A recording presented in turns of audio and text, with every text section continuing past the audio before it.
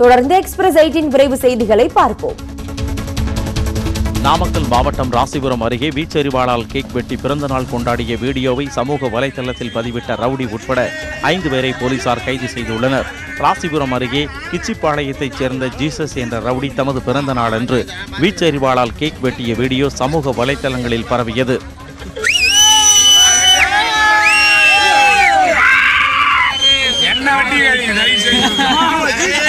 இந்த வீடியோவை பார்த்த பல தரப்பினர் சென்னையில் ரவுடி பினுவை கைது செய்தது போல் நடவடிக்கை எடுக்க வேண்டும் என கோரியிருந்தனர். இதையடுத்து ஜீசஸை கைது செய்த போலீசார் அவரது கூட்டாளிகளான சிலம்பரசன், குட்டியப்பன், ரமேஷ், வெங்கடேசன் ஆகியோரையும் கைது செய்து விசாரித்து வருகின்றனர்.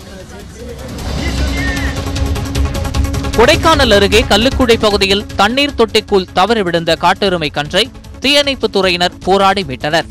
சுற்றுலா தலமான கொடைக்கானல் நகர் பகுதியில் காட்டெருமைகள் சர்வசாதாரணமாக உலா வருவது அதிகரித்துள்ளது. தற்போது தண்ணீர் பற்றாக்குறை நிலவுவதால் குடியிருப்புக்குள்ளும் நுழைந்து விடுகின்றன. இந்நிலையில் கல்லுக்குடி தொட்டிக்குள் விழுந்த கன்று வெளியே வர போராடியது. பின்னர் அங்கு வந்த தீயணைப்பு துறையினர் தொட்டி முழுவதும் தண்ணீரை நிரப்பி அதை வெளியேற்றினர்.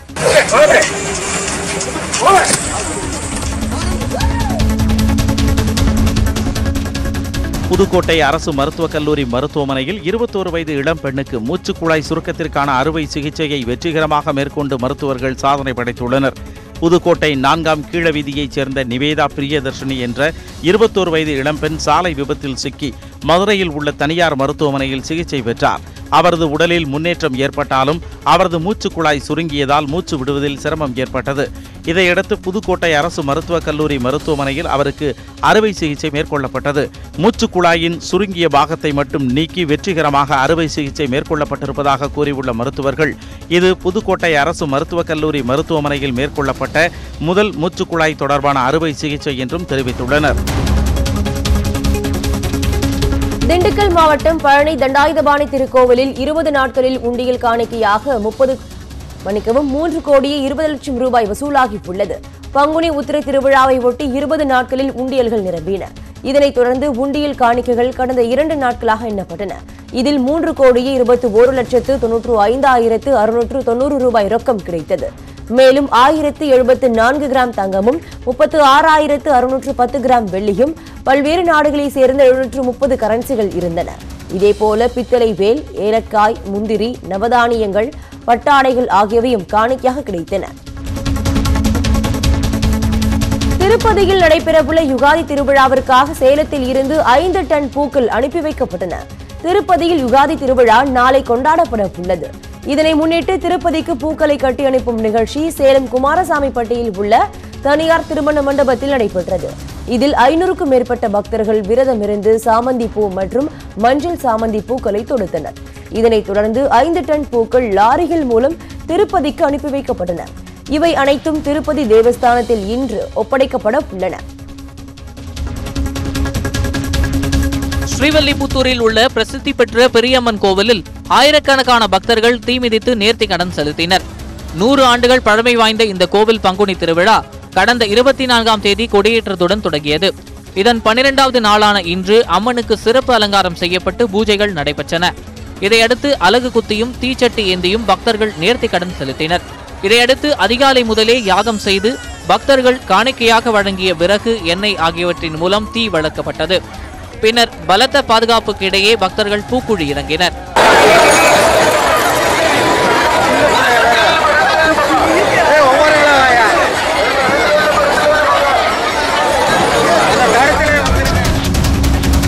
IAS, IPS உள்ளிட்ட தேர்வுகளில் வினாத்தாளை ஆங்கிலம், இந்தி மொழியுடன் தமிழ் மொழியிலும் வெளியிடக் கோரிய வழக்கில் மத்திய அரசு பணியாளர் தேர்வாணையம் பதிலளிக்க உயர்நீதிமன்ற மதுரை கிளை உத்தரவிட்டுள்ளது.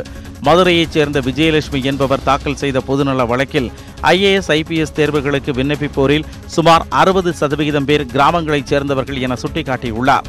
ஆங்கில மொழியில் வினாத்தாள்களை எதிர்கொள்வதில் அவர்களுக்கு சிக்கல் இருப்பதால் தமிழைச் சேர்ந்த திறமையான கிராமப்புற மாணவர்கள் UPSC தேர்வுகளில் வெற்றி பெறும் வகையில் தமிழ் மொழியில் வினாத்தாள்கள் வழங்க உத்தரவிட வேண்டும் என்று கோரியிருந்தார்.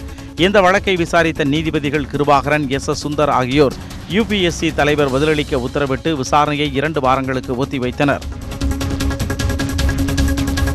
சென்னையில் திருநங்கைகள் சங்கமம் நிகழ்ச்சி கோலாகலமாக நடைபெற்றது. சென்னை வேப்பேரியில் உள்ள YMCA அரங்கில் சகோதரன், சிநேகிதி, YMCA ஆகிய அமைப்பினர் இணைந்து நடத்திய இந்த நிகழ்ச்சியில் திருநங்கைகளுக்கான விளையாட்டுப் போட்டி, வேலைவாய்ப்பு முகாம் மற்றும் திருநங்கைகளின் கலை நிகழ்ச்சி ஆகியவை நடைபெற்றன. இதில் அறிவொளி விருது, அன்னைமடி விருது, சிறந்த திருநங்கை விருது உள்ளிட்டவை வழங்கப்பட்டன. திருநங்கைகளின் திறனை மேம்படுத்தவும் திறமைகளை வெளிப்படுத்தவும் இந்த நிகழ்ச்சி நடத்தப்பட்டதாக சகோதரன் அமைப்பின் பொது மேலாளர் ஜெயா கூறினார். பண மதிப்பிழப்பு நடவடிக்கையால் கடந்த 2016-17 நிதியாண்டில் 88 லட்சம் பேர் வருமான வரி கணக்கை தாக்கல் செய்யவில்லை என்று வெளியான தகவலுக்கு மத்திய நேரடி வரிகள் வாரியம் மறுப்பு தெரிவித்துள்ளது.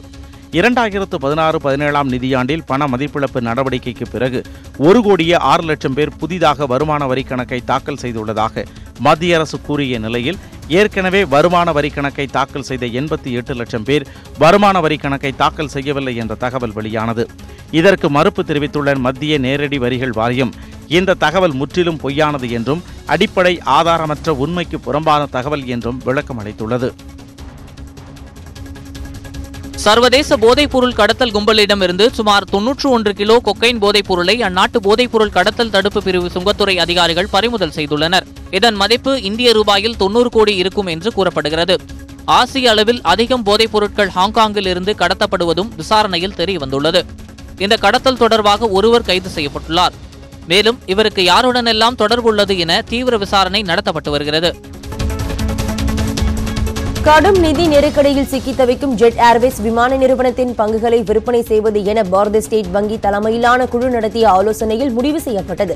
ஜெட் ஏர்வேஸ் தலைவர் பதவியில் இருந்து நரேஷ் கோயல் விலகியதை அடுத்து அதன் நிர்வாகத்தை கடன் கொடுத்த SBI தலைமையிலான கடன் நிறுவனங்கள் குழு கைப்பற்றியுள்ளது.